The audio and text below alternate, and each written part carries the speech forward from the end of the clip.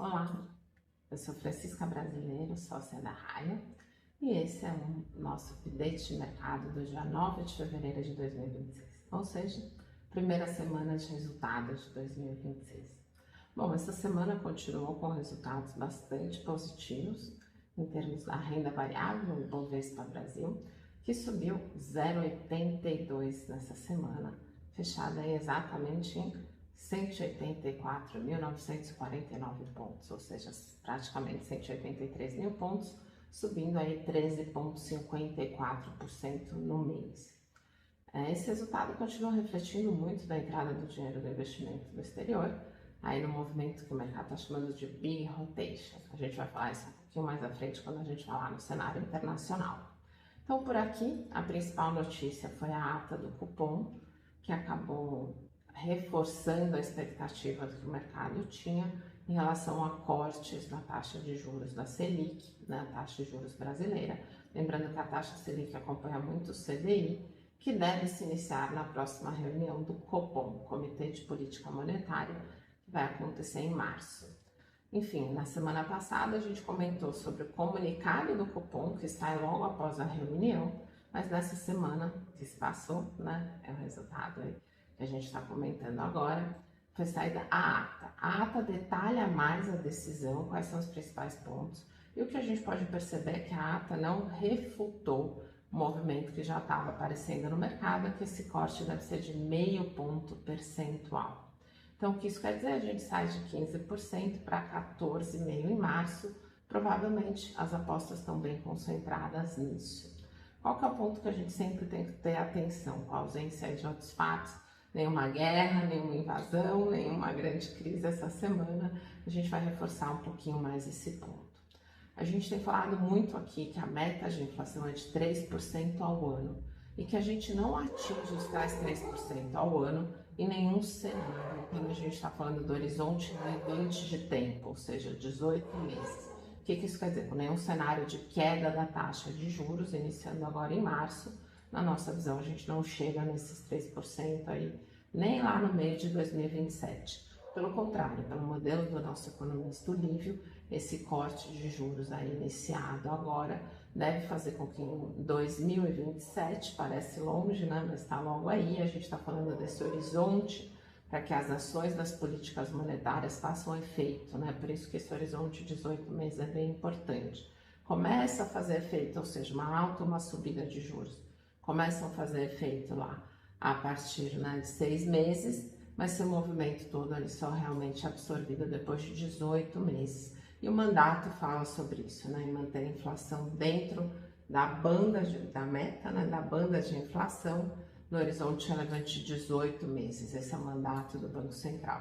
Lembrando que essa banda vai de 1,5 a 4,5, com a meta em 3. E o que a gente tem visto é a inflação oscilando aí alguma coisa entre 4 e 4,20, mas a ata, por que eu falei tudo isso? Né? Porque a ata reforça muito uma queda nas expectativas. Ou seja, né, o mercado vem reduzindo essa expectativa de longo prazo, ou seja, para final de 26 e meio de 27, aos pouquinhos, isso medido tanto pela pesquisa Focus, que tira aí uma pesquisa com vários agentes de mercado, não é algo tão detalhado assim, mas é um bom indicativo, inclusive usado pelo próprio Banco Central, mas também, né, nos documentos aí que o Banco Central libera, inclusive isso é muito mencionado na ata. Então, basicamente o que a gente está falando é, olha, a gente não acredita que vai chegar a 3%, pelo menos essa é a nossa visão, que indicam os modelos, mas o mercado também não acha que, né, vai ser solto, ou seja, né, que a inflação vai subir indeterminadamente enquanto a gente corta juros. Isso é a pior coisa que pode acontecer numa economia, eu falo muito sobre isso há bastante tempo, que derruba os governos no Brasil é a inflação. Afinal de contas, se a gente lembrar, né, tudo que começou nas manifestações de 2013 foram os 20 centavos, né? Não é sobre os 20 centavos da passagem de ônibus, mas era uma população que já estava saturada de preços aumentando muito. Eu falo muito que a gente está vendo um achatamento da classe de média por esse aumento de preços. Então a gente aqui tem uma preocupação grande em não se perder o controle em relação à inflação. Então quando a gente perde as expectativas, o que isso quer dizer? A expectativa é que o teto da banda é 4,5. Você olha o mercado, acho que vai ser 5, 6, já não tem nenhum parâmetro. Não é o que está acontecendo, e o Banco Central, aliás, o Copom, né, que é a diretoria do Banco Central e o Ministro da Fazenda, reforçou bastante isso no seu comunicado. Basicamente, eles falaram assim: a gente conseguiu retomar a credibilidade de que isso não vai ficar sem controle, que a gente não vai cortar juros indeterminadamente, né, sem ter aí o lastro da inflação, e o custo de manter os juros altos no patamar que está muito elevado. Então, a gente opta por começar os cortes, e aí o mercado entendeu que esse 0,5% que está aí nas curvas está confortável, apesar do termo sereno na liberação do comunicado. Então, a gente realmente deve ter cortes a partir de março, as curvas já refletem isso, mas no meio de tudo isso veio a indicação, né, do Guilherme Mello, que é um secretário, né, um profissional de carreira do Banco Central, mais acadêmico, e ele é considerado da turma mais não heterodoxa, né, ou seja, que é mais leniente com esse comportamento da inflação, considerado aí, portanto, talvez que a turma mais técnica, mais rígida, esteja sendo substituída por pessoas né, de outra filosofia, vamos colocar dessa forma. Mas basicamente com menos preocupação com isso que a gente comentou até agora. Então a gente viu uma abertura da curva de juros ao longo da semana. Então, se por um lado a gente tem, bom, vai começar os juros cair mesmo, deve cortar meio, tem talvez o governo aí esteja indicando nomes que não são tão preocupados assim com essa questão da tecnicidade de atingir a meta, e aí isso fez com que houvesse uma abertura da curva de juros. Isso leva aos títulos indexados à inflação, Tesouro Inflação, o IMAB, né, as NTNBs, o índice que mede as NTNBs, a fechar novamente no negativo, perdendo aí parte dos ganhos da semana passada, perde 0,30 e aí fecha o ano 0,70.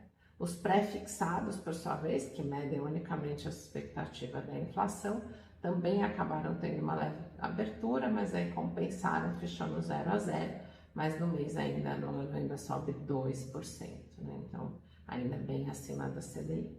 Então, fechando o cenário para o Brasil, o que a gente tem nos Estados Unidos, né? Então, nos Estados Unidos também temos a expectativa aí de corte da taxa de juros americana a partir de março. O mercado absorveu melhor o nome de Kevin Warsh, que é provável novo presidente do Banco Central americano, Fed. Ele ainda vai passar por uma série de sabatinas, mas o mercado, né, que inicialmente estava muito preocupado com isso, parece estar assimilando melhor a ideia.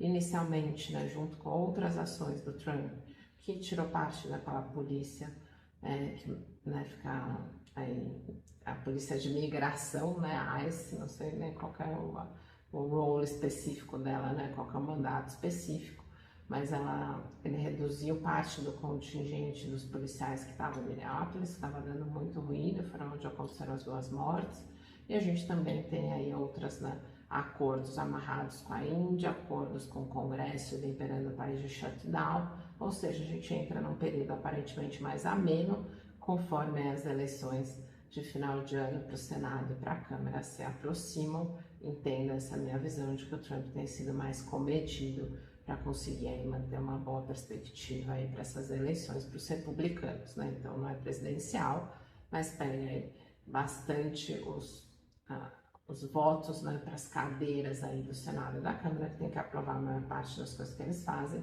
ainda que lá tenha menos envolvimento em algumas questões, principalmente geopolíticas, do que aqui.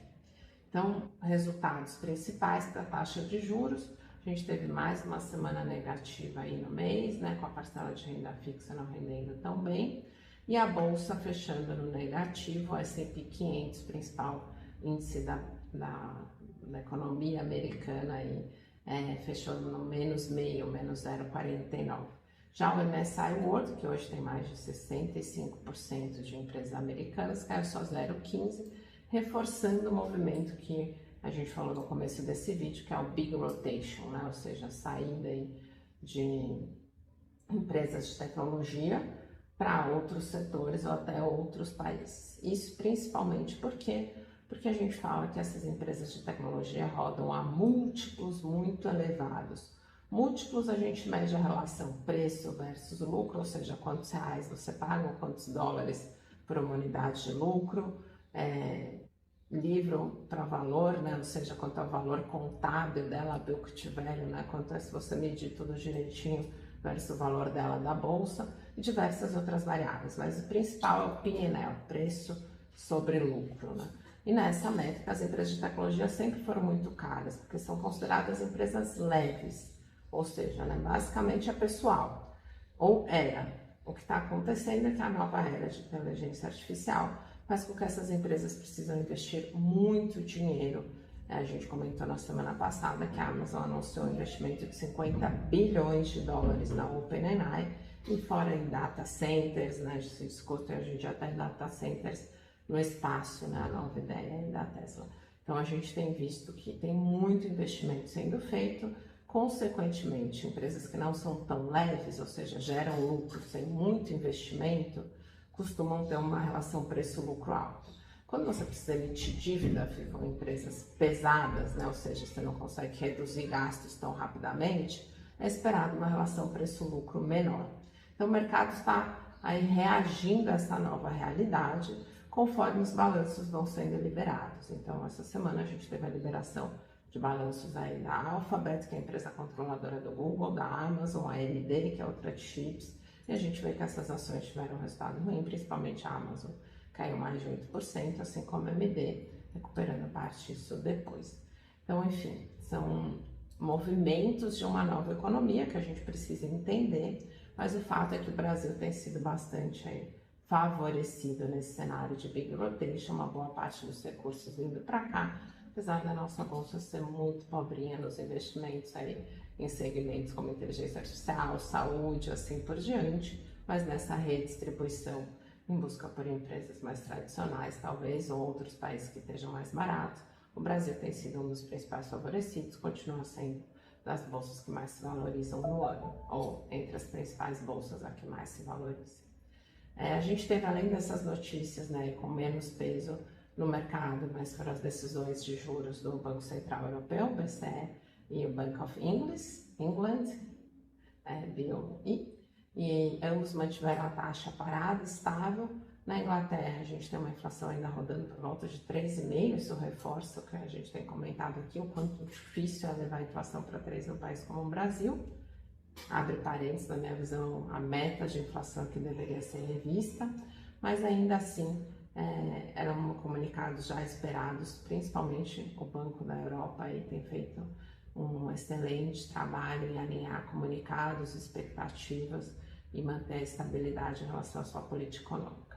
Tivemos ainda na eleição nos Estados Unidos, com a Premier, eu não vou arriscar falar o nome japonês dela porque eu sempre erro, mas era bastante esperado. Isso fez com que acalmasse aquele monte de especulação que a gente estava vendo em relação ao iene, e as curvas aí de juros também cederam um pouquinho.